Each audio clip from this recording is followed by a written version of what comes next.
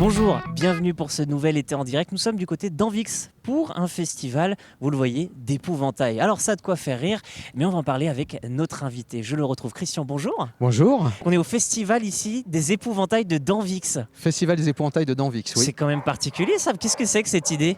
Cette idée est venue tout simplement d'un fait que Danvix se situe au sud-sud de Vendée et qu'on est un peu laissé pour compte au point de vue touristique. Et on voulait trouver une solution pour développer le tourisme à Danvix. Et au fur et à mesure des réunions avec l'association des commerçants, on a trouvé cette idée et qui s'est développée et qui s'est vraiment très très bien développée parce que l'année prochaine, ça devrait être grandiose.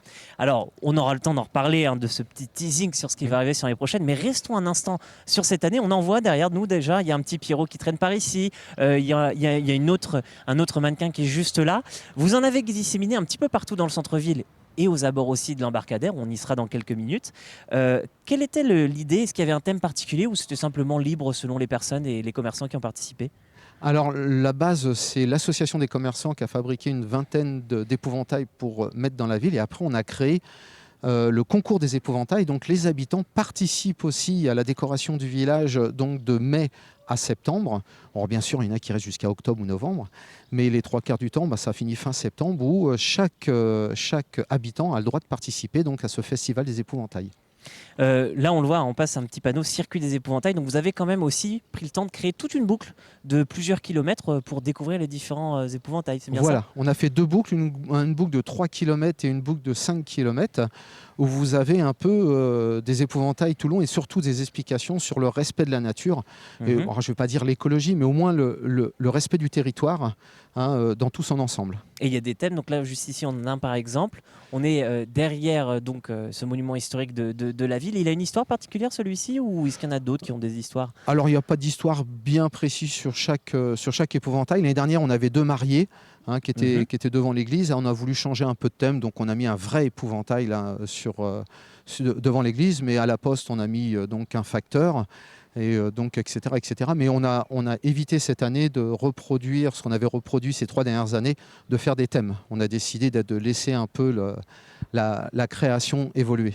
Cette création, donc, vous l'avez dit, il y a un gros groupe d'épouvantails qui a été créé par les commerçants. Mais est-ce que les habitants aussi se prêtent au jeu ? Bien sûr, parce que l'association des commerçants, c'est aussi des habitants. Et on a beaucoup d'habitants de Danvix, des administrés qui viennent nous aider tout au long de la saison pour créer donc ces épouvantails. Et ils nous aident donc à confectionner tout ça, à récolter les habits, à récolter donc les matériaux, parce que nous faisons les épouvantails avec des matériaux de récupération. Et donc ces épouvantails qui sont créés avec des matériaux de récupération, on voit derrière il y a un postier, enfin il y a facteur du moins, il y a encore ici d'autres épouvantails placés ça et là, il y a même des numéros sur certains, pourquoi ? Alors pourquoi le numéro ? Tout simplement, c'est la deuxième personne qui s'est inscrite au concours des épouvantails.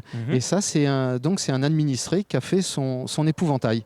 Donc il rentre dans le concours. Et donc ce concours, comment il se déroule en fait ? Alors on avait décidé à la base qu'on garde encore cette année. Donc on a fait un concours pour enfants et pour adultes pour inciter les enfants à participer aussi. Donc à créer leurs propres épouvantails. Et c'est les estivants qui votent, qui votent dans les commerces. Donc il y a un petit bulletin de participation où ils marquent lequel qu'ils ont préféré dans le village. Vous l'avez dit, il y a 2 circuits. Là, on en emprunte un qui nous ramène vers l'embarcadère. L'idée, c'est un petit peu aussi de découvrir Danvix, vous l'avez dit vous-même, de dynamiser le centre-ville et donc de prendre le temps de flâner sur ce que vous disiez, avec toute modestie, la plus belle ville de Vendée, je crois. Ah oui, c'est une certitude ça. Ça, c'est une certitude. C'est le plus beau village de Vendée. Ça, on en est sûr, nous. Et alors, vous en êtes sûr, parce que c'est vrai qu'on va se positionner au-dessus de l'embarcadère, qui est quand même assez sympathique. Il y a une belle vue, il y a des tables de pique-nique pour en profiter. Et on a d'autres épouvantails. D'ailleurs, on va passer à côté de Shrek dans quelques instants. Oui, exact. Ça, c'est une création. Alors ça, c'est pas des commerçants, c'est des habitants de Danvix qui sont venus nous rejoindre à l'association, qui l'ont créé. Comme d'ailleurs pas mal d'épouvantails que vous avez dans le centre-ville. Voilà. Et c'est vrai que celui-là, c'est pas un de mes préférés, mais presque. Et le voilà, j'adore. Arnaud, il y a un travail artistique. Alors là, on est vraiment dans l'épouvantail plus que travaillé. Eh ben, merci à Arnaud Barillet derrière la caméra qui est en train de nous montrer ça. On se rapproche encore une fois de cet embarcadère. Moi, je voulais savoir, pour vous, pourquoi c'est important de faire cela? Vous l'avez dit, il y a une question de dynamiser ce centre-ville, mais je présume qu'il y a aussi le goût du partage. Alors oui, alors ça après, chacun ses convictions, c'est vrai, mais moi je suis dans le partage, d'essayer de travailler ensemble, d'avancer ensemble, Mhm. parce qu'on a la chance, on a un marais qui est énorme, je ne sais pas si vous savez, mais Danvig se situe au cœur du marais Poitevin, on est à 35 cm au-dessus de la marée moyenne, hein. Mhm. C'est-à-dire qu'encore à l'heure actuelle, s'il n'y avait pas le travail de l'homme, on prendrait 2 mètres d'eau, c'est-à-dire là où nous sommes à l'heure actuelle, on aurait les pieds dans l'eau là. Mhm. S'il n'y avait pas l'homme. Et ce marais, oui, j'essaye, pourtant je ne suis pas de la région, mais j'essaie de le protéger un maximum, j'essaye de faire avancer un maximum le village, mais ensemble. Si on ne se réunit pas tous, si on ne s'unifie pas, on ne pourra pas y arriver. Ça, c'est une certitude. Donc ces épouvantails, on peut les découvrir tout au fil de l'été, comme vous le disiez, parfois même pour certains jusqu'au mois de novembre. Ensuite, on les range, on trouve de nouvelles idées, on en refabrique et on recommence. Exactement. Et en Alors, plus, l'an prochain, c'est particulier. l'année prochaine, oui, je pense que ça va être. On a souffert du Covid, hein, parce que nous, nos 2 premières éditions, c'était pendant le Covid, donc je peux vous dire que ça a été plus que succinct. Et on avait vraiment une envie de cette voie d'eau, de la faire vivre, parce qu'elle quand même elle traverse Danvix, ce qui est quand même, on a une belle voie d'eau importante. Et ce que l'on a fait, c'est qu'on a fait des épouvantails géants, donc on en a 3 pour l'instant. L'année prochaine, en principe, il devrait y en avoir 5 ou 6, et voire même plus, Ouais. que l'on met sur des barques, sur des bâtets, hein, que vous avez donc dans l'embarcadère. On peut s'en rapprocher hein, d'ailleurs. Hein. Oui. Donc sur l'embarcadère, vous me disiez oui, vous voudriez en mettre donc sur Donc sur on des les fait bateaux. sur l'eau sur des bateaux, qu'on Mhm. ramène sur la cale du port, tirés par des vieux tracteurs, on fait une parade et on finit ce qu'on appelle à la pêcherie derrière, où on a une grande place de festivité par un petit concert, et il y a de grandes chances que ça finisse par un feu d'artifice. Vous savez un petit peu combien de personnes sont attirées par ce festival chaque été?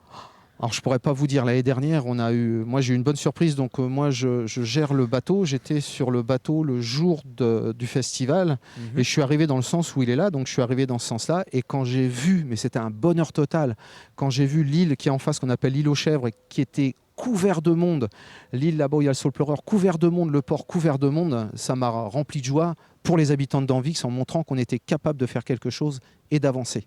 Oui, puis c'est rigolo parce qu'on a Ah plein oui, de oui, thèmes. oui. On a le pirate, on a Obélix, on a donc tous ceux qu'on a vus dans le centre-ville, cette vieille femme qui attend son petit bus. Bref, il y a de quoi faire. Donc n'hésitez pas, en tout cas, à aller découvrir donc, ce beau festival des épouvantails. Vous avez tout l'été pour flâner, emprunter les chemins de randonnée. Et merci à vous, en tout cas, Christian, d'avoir pris le temps de Je vous discuter remercie avec beaucoup nous. d'être venu nous voir en Sud-Vendée. Avec plaisir. L'été en direct, ça continue. On se retrouve bien sûr dès demain. Mais si vous voulez nous retrouver, vous avez bien sûr le site internet. D'ici là, portez-vous bien. Et on se dit à demain pour de nouvelles aventures en Vendée.